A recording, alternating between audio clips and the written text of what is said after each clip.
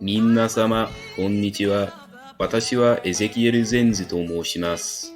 今日は貧困の問題について発表していきたいと思います。よろしくお願いします。2020年からアメリカで4人家族の貧困線は年収が26,200ドル以下になりました。私は子供の頃から6人家族で22,000ドル以下の年収で暮らしてきました。その経験からまだ学ぶことも多くて、貧困のトピックに興味を始めたんです。世界で6億人以上の人がまだ貧困の生活をしています。すなわち6億の人が1日にわずか190円の収入で暮らしているのです。世界的に収入と教育格差が大きくなりつつある一方で、税金からの欠かせないお金が警察官や軍隊などの大切ではない制度に送られています。アメリカの歴史的な差別のせいで、アフリカ系アメリカ人とインド系アメリカ人は一番貧乏なグループだ。それに警察がマイノリティグループを差別する事件も多くあるらしいです。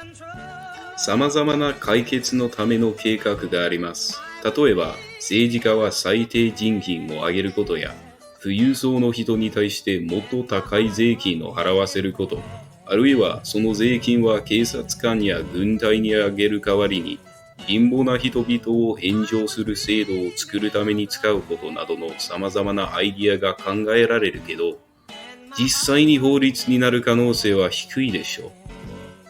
特にアメリカの政治家は、ほとんどの人がお金持ちで汚職ばかりをしています。さらに、たくさんの影響力を持つ政治家になるため、すべての行動は保守党か民主党の考え方に従わなければいけません。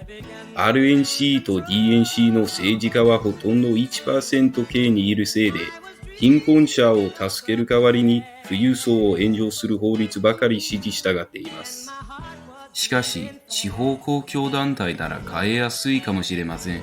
地元の政治家に詳しい意見を説明する手紙を書くのが一番いい社会の変え方でしょう。特に 1% 系の人の税金を上げろ。いや、軍隊と警察官に使うお金を少なくするべきだ。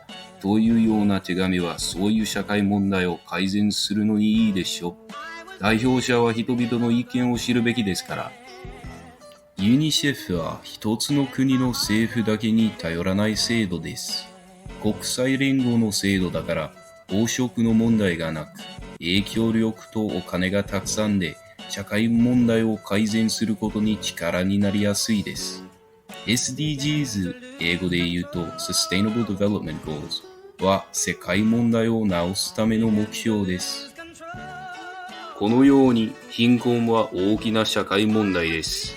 特に汚職のせいで社会を変えることも難しい。しかし、地方公共団体なら社会変化を実現しやすくなります。そして地方の代表者に手紙を書くのはいい方法だと思います。ユニセフもとてもいい貧しい人を援助する制度だから頼むことがきっとできますよ。じゃあ、発表を聞いてくれてありがとうございます。何か学ぶことがありましたか？